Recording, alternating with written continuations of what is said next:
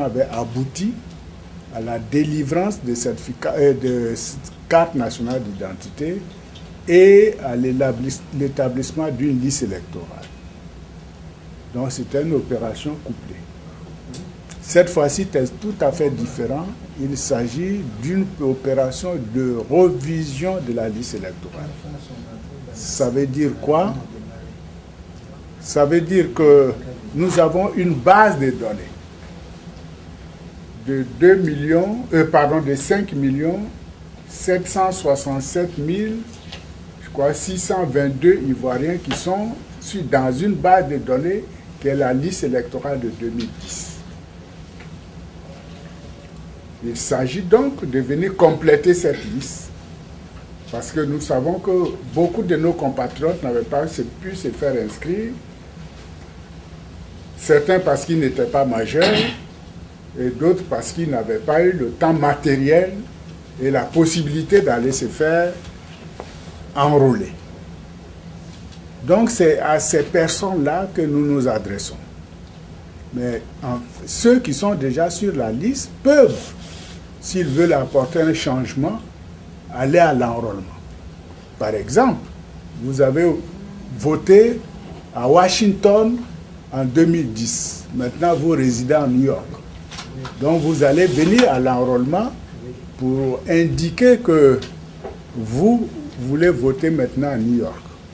Et on va vous basculer sur un bureau ou un lieu de vote de New York. On va vous sortir des électeurs de Washington pour vous balancer sur ceux de New York. Ou bien, vous avez changé de nom.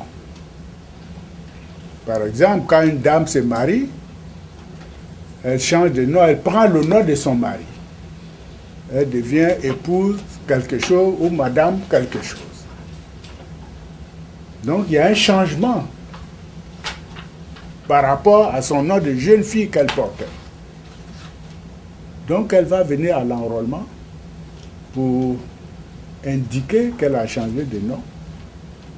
Mais il faudrait que le document qu'elle va apporter, et qui est pour ceux qui résident à l'extérieur de la Côte d'Ivoire, la diaspora, il y a 4 documents, dont un peut servir à vous faire enrôler. Vous avez la carte nationale d'identité, le certificat de nationalité, le passeport biométrique et la carte consulaire. C'est une grande ouverture qui vous a été faite par le gouvernement. Sinon, les Ivoiriens qui sont en Côte d'Ivoire, c'est uniquement la carte nationale d'identité et le certificat de nationalité. Mais vous, on a élargi, parce qu'en Côte d'Ivoire, on a organisé des audiences foraines pour permettre aux gens de se faire le certificat de nationalité. Vous n'avez pas eu droit à ces audiences foraines, donc on vous a fait une large ouverture.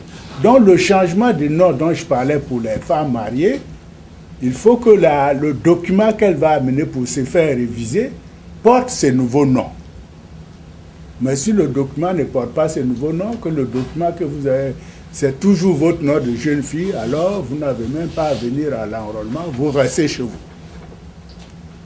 Et quand l'enrôlement sera terminé, quand on aura fini le contentieux sur la liste électorale, quand la liste officielle et la liste définitive sera sortie, quand on va éditer les cartes d'électeurs, alors vous viendrez chercher votre carte d'électeur. Donc ça, c'est pour ceux qui sont sur la liste électorale déjà, qui ne sont donc pas tenus de venir à la révision s'ils n'ont rien de nouveau à apporter. Vous avez voté à New York l'année dernière, en 2010, vous continuez à voter à New York, vous n'avez pas à venir à la révision, vous attendez chez vous. Mais vous aurez la possibilité de contrôler que vous êtes bien sur la liste électorale. Il suffira, le moment venu, on va vous donner d'aller sur le site de la CEI et la liste, vous faites défiler la liste. Ou par un simple message SMS que vous allez envoyer, on va vous répondre par nos services.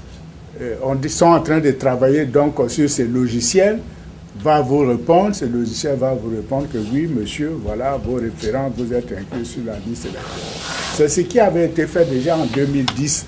On va refaire la même chose. Maintenant, pour ce qui est des nouvelles personnes, c'est-à-dire ceux qui ne figurent pas sur la liste de 2010, il faut être majeur au 31 décembre 2015. Vous avez 18 ans au 31 décembre 2015, vous pouvez vous inscrire sur la liste électorale.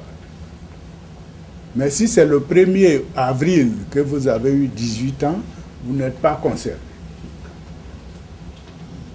Donc les nouvelles personnes qui vont venir pour se faire enrôler sur la liste électorale devraient donc avoir l'une des pièces que j'ai indiquées tout à l'heure. Soit une carte nationale d'identité, soit un certificat de nationalité, soit un passeport biométrique, soit une carte consulaire. Vous venez à cette pièce, et puis les opérateurs, les agents recenseurs que nous allons former tout à l'heure, vont vous faire remplir un formulaire. Ce formulaire va prendre donc un certain nombre de renseignements, notamment votre nom, prénom, date et lieu de naissance, nom du père, nom de la mère. Si vous avez une pièce, une carte nationale d'identité, bon, tous ces éléments déjà figurent sur la carte nationale d'identité. Mais sur le passeport biométrique, tous ces éléments ne figurent pas. Donc, l'agent chargé du formulaire vous demandera le nom de votre père, le nom de votre mère, leur date de naissance, et vous devrez lui fournir ces éléments. Et une fois que le formulaire est rempli, l'agent formulaire vous enverra vers l'opérateur technique. Et l'opérateur technique, maintenant, va prendre vos empreintes digitales. Il s'agit des 10 doigts. Et ensuite, va prendre votre photo. Vous verrez que la tablette, la technologie là a énormément évolué. Pour ceux qui étaient sur la liste de 2010, vous savez, c'était de grosses valises. L'opérateur technique avait une grosse valise sur laquelle on prenait vos empreintes, vos photos. Maintenant, vous vous rendrez compte que c'est une tablette un peu plus petite que celle-là. Voilà, c'est la moitié de cette tablette-là. C'est avec ça qu'on va prendre. Et toute la base de données est dedans. Les 5 725 000 électeurs dont je parle sont là-dedans. Ceux qui ont une carte nationale d'identité pourront venir vérifier s'ils sont sur la liste, même s'ils ne viennent pas pour se faire enrôler, ils pourront venir vérifier. Vous donnez votre carte nationale d'identité qui contient une puce. Quand il va mettre la carte nationale d'identité sur la tablette, vous allez voir, votre photo va sortir, toutes les informations vous concernant vont sortir, le nom, le prénom, tout ça. Donc, une fois que ceci est terminé, on va vous donner un récépissé qui indique que vous vous êtes fait enrôler et vous attendrez la distribution des cartes d'électeurs pour venir chercher vos cartes d'électeurs. Ce que nous pouvons vous dire, chers compatriotes, vous savez, c'est un luxe d'organiser les élections à l'étranger. Parce que ça coûte excessivement cher. Quand vous savez qu'en 2010, il y a eu 3800 et quelques électeurs aux États-Unis, pour tout ce que nous avons engagé comme frais, c'est énorme. Mais ce n'est pas parce que vous êtes à l'étranger que vous n'avez pas le droit de choisir la personne qui va s'occuper de la gestion des affaires de l'État de Côte d'Ivoire. Vous avez le droit de choisir cette personne. Et c'est pour ça que nous venons vers vous, pour vous inviter à venir massivement pour vous faire inscrire sur la liste électorale. Parce que nous voulons que ces élections soient des élections inclusives, participatives et surtout apaisées et démocratiques.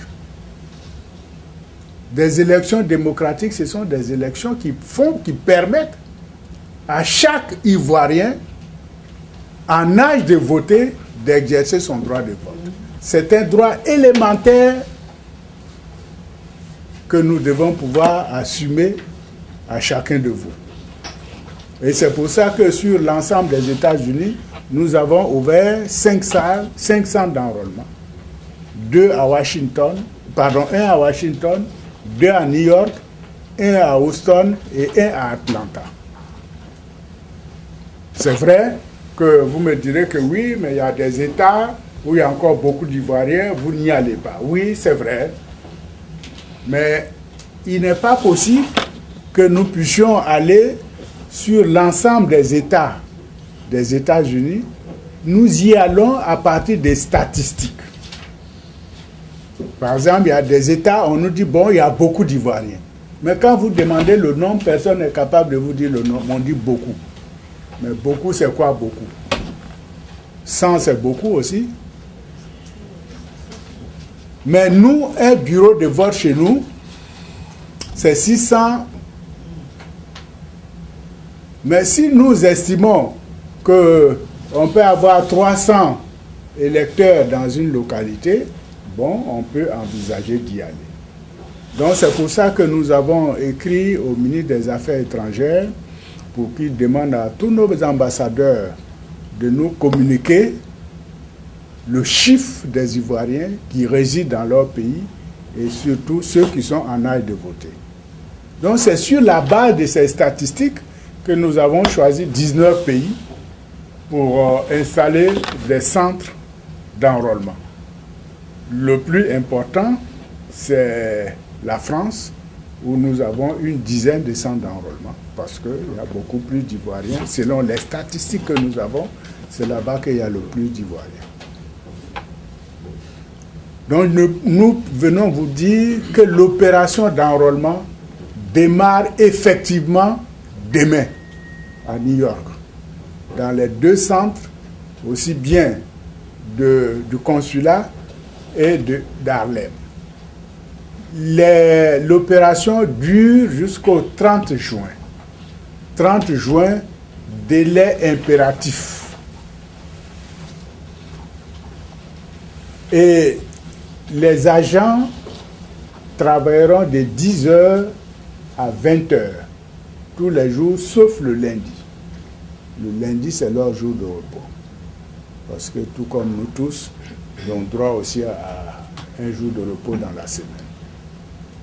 Donc, vous êtes ici, vous représentez des partis politiques, vous représentez des associations. Je voudrais, Monsieur le Consul général, compter sur ces dames et ces messieurs pour porter l'information auprès de nos compatriotes, pour qu'ils sortent massivement. Parce que nous voulons pour les États-Unis au moins 8 000 à 9 000 électeurs. Et nous savons que vous êtes beaucoup plus nombreux que ça. Si nous atteignons cet objectif, il n'est pas impossible qu'aux prochaines élections présidentielles, nous ouvrons d'autres centres d'enrôlement. Donc, dites à nos compatriotes que le 30 juin, l'opération sera bouclée. Le 1er juillet, les salles seront fermées. Et ne faites pas comme nos compatriotes au pays. Quand on dit une opération démarre le 1er juin et que ça finit le 30 juin, c'est en juillet, début juillet, ils vont venir. Ou bien ils vont venir tous le 29. Et puis on va commencer à dire, ah oui, mais est-ce qu'on peut reporter d'un jour? Est-ce qu'on peut reporter? Et ce sont ces reports-là qui ont fait que l'opération couplée d'identification et d'enrôlement de 2010 nous a coûté plus de 107 milliards. Oui, bon, si on convertit ça en dollars, peut-être que ça ne fait pas beaucoup de dollars, mais en CFA, ça fait beaucoup de CFA. Parce qu'on a reporté chaque fois. Chaque fois, les gens demandent encore à reporter. On a reporté. Et puis voilà ce que nous a coûté. soyez nos interprètes et nos porte-parole auprès de nos compatriotes pour qu'ils respectent le délai qui a été indiqué. Voilà, monsieur le consul général, ce que je voulais vous dire, mais je vais laisser la parole à mon collègue pour compléter, et puis ensuite nous prendrons quelques questions de nos compatriotes. Oui, merci Président. Je pense que vous avez bien présenté la situation. On va plutôt leur laisser la parole et puis enregistrer leur réaction. Bon, c'est le consul général. S'il y a des questions, je vais prendre les noms. David Coulibaly, j'ai des questions. Oui. Attendez. D'abord, on va prendre moi. Non, ok. Comment vous appelez? David Coulibaly. David. Yes. Ici, c'est oui. Hein, on est sur le territoire ivoirien. We speak French, yeah. Bien sûr. C'est une transition, il va falloir expliquer la transition. Oui. Emmanuel Katina.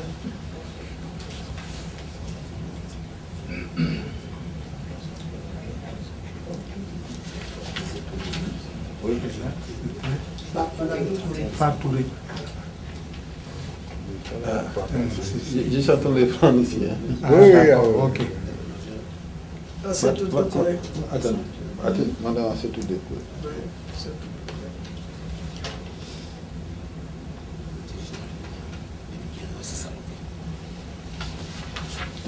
Madame Diarra Soubaka.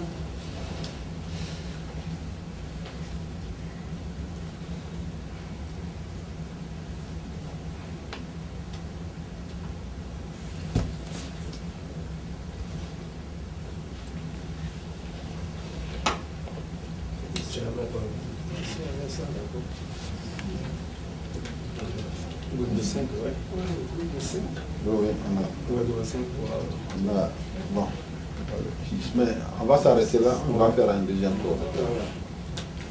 Donc, monsieur David Coulibaly, vous avez la parole. Merci beaucoup. Moi, j'ai des questions. La première question, la situation de celui qui a déjà voté en Côte d'Ivoire et qui se retrouve maintenant à New York. C'est la première question. Et aussi de façon très empirique, je sais qu'il y a une grande partie des gens qui sont à Philadelphie. Donc ça c'est purement mon observation. Donc je ne sais pas s'ils vont s'y déplacer pour venir à New York ou bien si on va se déplacer pour les assemblées de questions. Le consul général, bonsoir monsieur le premier vice-président, bonsoir monsieur le secrétaire. Bon, d'abord, avant de poser ma question, c'est pour vous féliciter. On vous félicite dans le sens que il y a la dernière fois vous étiez venu, nous avons mentionné nos préoccupations en matière de manque d'étudiants forains dans la séance électorale passée. Vous avez fait plus. Et puis on vous félicite. Nous sommes tellement rehaussés et contents. Alors, à ce point, j'accompagne nous qui avons les cartes électeurs de l'année de l'an 2010, et puis c'est possible derrière, une fois voté, deux fois voté. Est-ce que nous pouvons continuer avec ça, ou bien vous allez rétablir d'autres cartes électeurs à nous attribuer? Merci. Monsieur Emmanuel Katina, vous avez la parole. Merci. Bon, j'ai deux questions. La première question, est-ce qu'on peut avoir l'adresse du centre de Harlem, si c'est possible? Et la deuxième question, en fait, c'est, je voudrais que le vice-président puisse bien préciser ce qu'il a dit. Il a dit qu'il faut être majeur au 31 décembre 2015. 31 mars, quoi. 31. Il faut être majeur au 31 mars 2015. J'ai dit quoi? Décembre. Non, c'est 31 mars 2015. Oui, c'est 31 mars, je me suis. Merci beaucoup.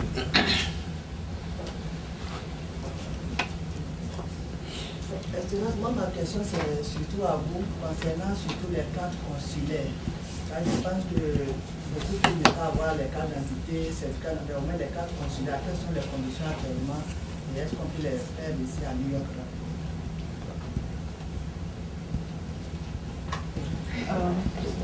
Moi, ma question, c'est par rapport au... C'est toujours aux cartes consulaires, mais je voulais précisément pour les enfants qui sont nés ici, est-ce que c'est possible de leur faire des cartes consulaires? Si c'est possible de leur faire des cartes consulaires pour qu'ils puissent voter. Si ils ont dépassé 18 ans, mais ils sont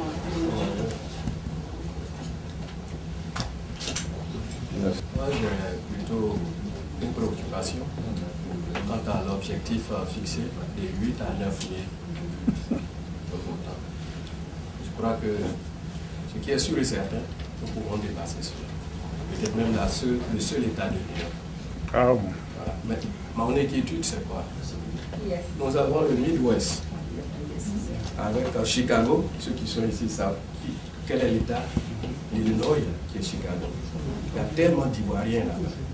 Et lorsqu'on rajoute Minnesota dans le Midwest, je vous assure que ceux qui sont là-bas peuvent atteindre 5 000, 2 000, 3 000 pour voter. Alors, faut-il pas créer un centre dès à présent, au lieu d'attendre d'abord l'objectif avant de créer d'autres centres?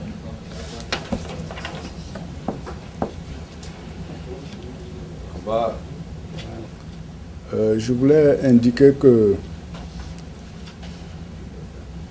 si vous avez voté en Côte d'Ivoire, que vous êtes maintenant à New York, vous devez venir à la révision pour indiquer que vous êtes maintenant à New York et que vous voulez voter à New York. Et on va vous basculer donc sur un des bureaux de vote de New York. Oui, je l'ai dit tout à l'heure, hein, on nous dit qu'il y a beaucoup d'Ivoiriens à Philadelphie, il y a beaucoup d'Ivoiriens à Chicago, mais nous, on fonctionne sur la base des chiffres. Vous savez, on dit aussi les Ivoiriens sont beaucoup, et l'État, pour savoir combien d'Ivoiriens il y a, fait chaque 10 ans une révision générale, qu'on appelle donc une opération d'enregistrement de tous les Ivoiriens. Tous les Ivoiriens, de 0 à X ans. Ça permet de savoir combien, c'est même pas des Ivoiriens, des habitants de la Côte d'Ivoire. Ça permet de savoir combien nous sommes en Côte d'Ivoire. Et ça permet, parce que l'État a besoin de ces statistiques pour faire des infrastructures, des centres de santé, des hôpitaux, des écoles. Et les statistiques sont des choses extrêmement importantes. Vous savez ici, si on demande au maire de New York, je suis sûr, il connaît sa population. À un près, sauf bon, ceux qui se cachent, mais bon, un jour ou l'autre, on finit par les dénicher. On est d'accord avec vous hein, qu'il y a beaucoup d'Ivoiriens à Philadelphie, qu'il y en a beaucoup à Chicago, mais donnez-nous des statistiques. Dites-nous que bon, il y a 10 000 Ivoiriens à Chicago, ou il y a 10 000 Ivoiriens à Philadelphie, et nous, ça nous permet d'asseoir notre stratégie d'ouverture des centres d'enrôlement. Mais tant que nous n'avons pas ça, chers frères, c'est difficile pour nous, parce que je suis sûr que tous les Ivoiriens qui sont là dans les différents États des États-Unis souhaiteraient avoir un centre d'enrôlement chez eux. Mais c'est un coût. C'est un coût et je disais au consul général, c'est un luxe pour nos pays d'organiser des élections à l'étranger. Prenez les pays en Afrique qui organisent des élections à l'étranger. Il n'y en a pas beaucoup. Parce que ça coûte très cher les élections à l'étranger. Quand vous prenez le coût par électeur pour les États-Unis, parce que vous êtes en 2010, vous étiez 3800 et quelques. Si on prend le coût auquel un électeur revient, c'est 5-6 fois plus que le coût d'un électeur en Côte d'Ivoire. Parce que quand vous prenez déjà le billet d'avion, de 2 personnes pour venir une fois, 2 fois, leurs frais d'hôtel et tout ça. Mais on le fait parce qu'on veut être un pays à l'image des pays développés. On veut que chaque Ivoirien, partout où il se trouve, puisse participer au choix de la personne qui va gérer les affaires de l'État. C'est pour ça qu'on fait tout ça. Mais permettez qu'on ne puisse pas aller partout. Donnez-nous des statistiques. Vous avez la chance, vous avez les consulats, vous avez l'ambassade. Il faut que nos compatriotes viennent nombreux au consulat ou à l'ambassade se faire établir des cartes consulaires. Et c'est ça qui va permettre au consul général de savoir qu'il y a X d'Ivoiriens à Philadelphie ou il y a X Ivoiriens à Chicago.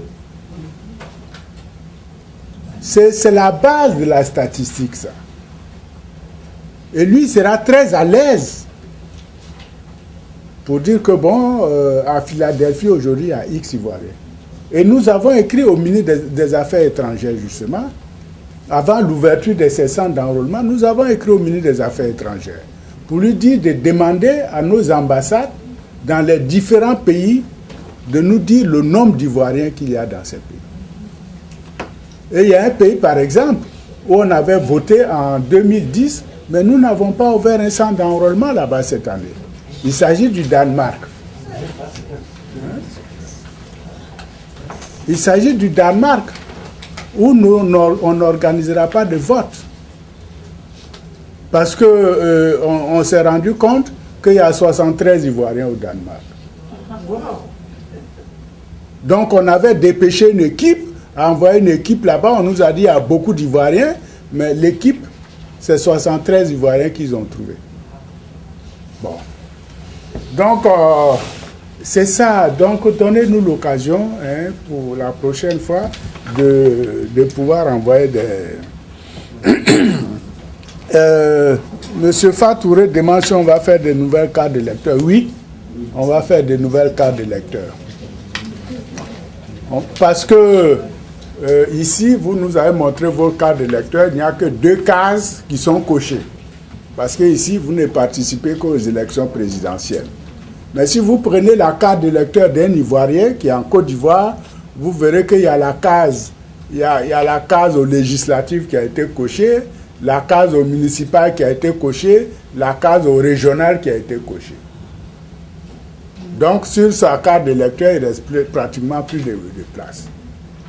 Or, comme c'est une carte, la révision qu'on est en train de faire, elle va permettre, c'est pour tout le processus électoral. Bien sûr, les présidentielles, législatives, municipales, régionales. Donc, on va faire de nouvelles cartes d'électeurs. Et maintenant, la révision de la liste va se faire chaque année. Chaque année, parce que c'est ce que la loi indique. La révision de la liste électorale doit se faire chaque année. Mais c'est une opération qui coûte cher. La révision que nous allons faire, c'est 28 milliards pour faire cette révision. Et compte tenu du fait que le pays sortait d'une crise très difficile, une crise financière, une crise économique difficile, il était difficile qu'au sortie immédiate de cette crise, on puisse faire une révision. Mais à partir de maintenant, la révision va se faire chaque année. Donc, ce n'est pas chaque année on va vous donner une carte d'électeur. On va attendre la révision de l'année électorale. Par exemple, c'est la révision qu'on va faire en 2019 va permettre de donner une carte d'électeur pour les élections de 2020.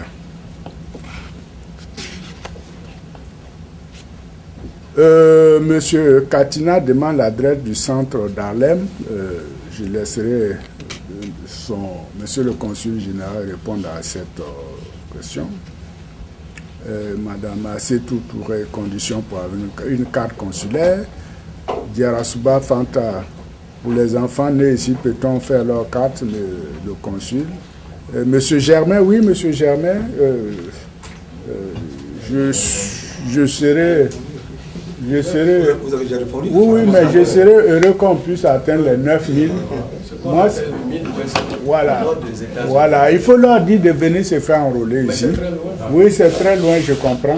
Mais bon, je ne sais pas si on pourra trouver une solution. On va voir avec l'opérateur technique s'il est possible de...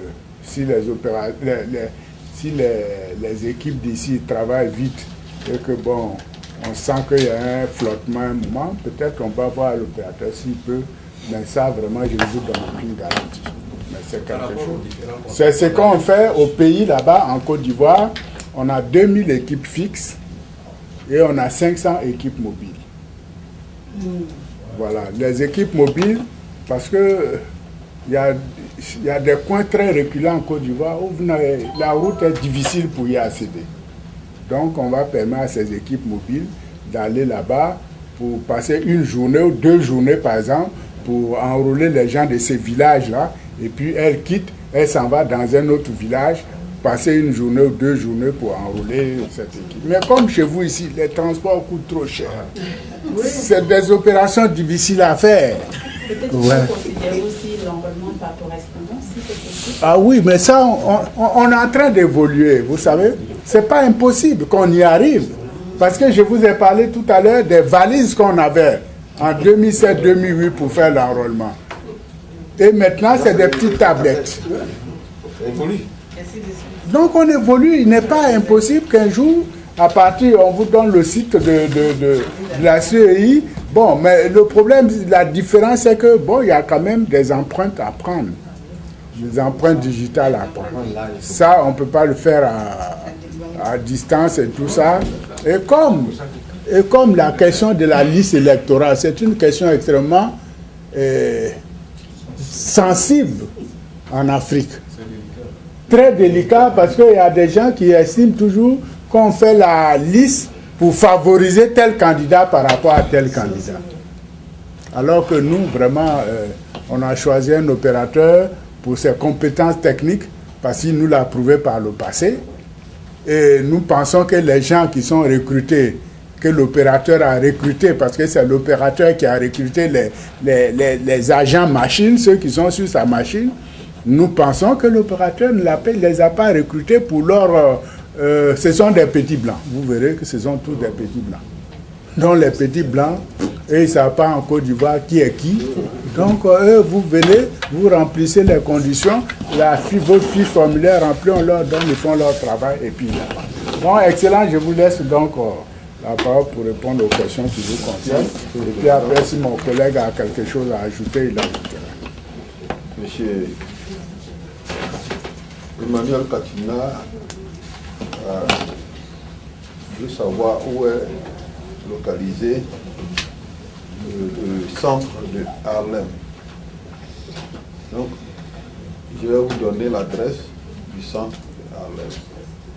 C'est au 283 Ouest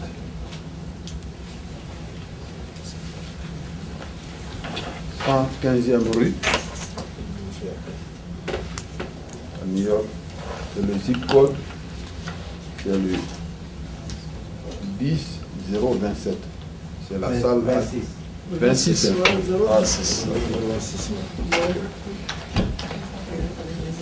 C'est la salle appelée communément salle des Maliens. Salle des Maliens. C'est juste au corner de la salle, la 8e avenue.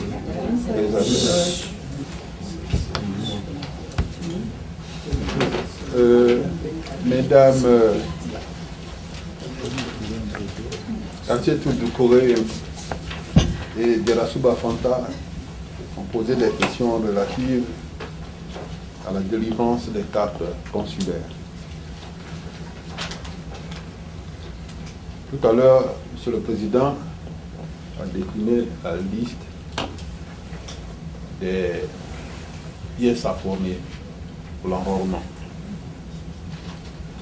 C'est soit la carte nationale d'identité, soit le passeport biométrique, soit le certificat de nationalité. Enfin, la carte consulaire. Or, pour obtenir une carte consulaire, en plus des photos naturellement, il faut les 3 premières pages, la photocopie des 3 premières pages du passeport biométrique. Donc, si vous avez déjà le passeport biométrique, vous avez une des pièces, puisque nous allons exiger ça ici pour établir votre carte consulaire. On a besoin aussi de votre carte nationale d'identité. Si vous l'avez, vous n'avez plus besoin de venir pour l'opération, en tout cas, pour faire établir une carte consulaire. Besoin de l'extrait de naissance. C'est-à-dire les pièces qui sont exigées pour l'enrôlement sont les mêmes pièces qui sont exigées pour l'établissement de la carte consulaire. Donc le passeport à lui seul ne vous permet pas, vous n'avez pas droit. Si vous avez le passeport, vous allez vous faire enrôler. Vous viendrez plus tard faire votre carte consulaire. Indépendamment de l'enrôlement. Indépendamment de l'enrôlement. Voilà. Un passeport pourrait vous donner droit. Mais avec le passeport, est-ce que le passeport donne droit à la carte consulaire? Oui, oui, bien sûr, parce que pour vous faire établir le passeport en cours de validité, donc le passeport biométrique, on s'entend bien. Parce que pour vous faire établir un passeport biométrique, c'est que vous avez déjà produit toutes ces pièces-là, certificat de nationalité, etc. On se comprend bien. Bien sûr. Donc c'est ce que je pouvais. Pour les enfants qui sont nés ici. Avec double nationalité. On ne peut pas nous sentir en position. Une nationalité en Côte d'Ivoire. Bon, si ils ont, parce que on connaît les réalités de nos compatriotes, hein. Même la réponse que j'allais donner, c'est ce que M. Boisbré a donné, mais ceux qui ont pu faire établir les passeports biométriques pour leurs enfants, bon, ils peuvent plus tard venir, parce que si vous voulez inscrire vos enfants dans le cadre de l'enrôlement pour la liste électorale, s'ils ont le passeport ivoirien, ils peuvent aller le faire. Oui, mais je demande au cas où ils n'ont pas de passeport ivoirien, mais ils sont nés de parents ivoiriens, nés ici. Est-ce qu'ils peuvent avoir une carte consulaire? Non, ils ne peuvent pas l'avoir parce qu'il faut nécessairement les 3 photocopies, la photocopie des 3 premières pages du passeport ivoirien. C'est une carte consulaire délivrée par les autorités ivoiriennes. Il faut un passeport ivoirien. C'est pas sur la base d'un autre passeport d'un autre pays. Pour la petite histoire, j'avais tiré le communiqué du Conseil des ministres qui précise les pièces. Puis je reçois un appel. C'est quelqu'un dont l'accent voulait me faire comprendre que c'est un Africain issu, ressortissant d'un pays voisin, avant qu'il le précise lui-même. Il voulait une carte nationale d'identité. Est-ce que le consulat peut délivrer une carte nationale d'identité? Non, le consulat n'établit pas de carte nationale d'identité. Ça s'est fait en Côte d'Ivoire. Il me demande les pièces à fournir, je lui dis voilà, le certificat de nationalité. Il a lui, il est gagné, il est né en Côte d'Ivoire. Il a seulement son extrait de naissance. Est-ce que on peut lui délivrer au moins une carte consulaire? Non. L'extrait de naissance ne suffit pas. Même si vous êtes né en Côte d'Ivoire, votre extrait de naissance ne prouve pas votre nationalité. Il faut le certificat de nationalité. Donc c'est pour dire que vos enfants qui sont nés ici, qui ont certainement un passeport américain, ne peuvent pas se faire délivrer une carte consulaire sur la base, même si leurs parents sont nés en Côte d'Ivoire.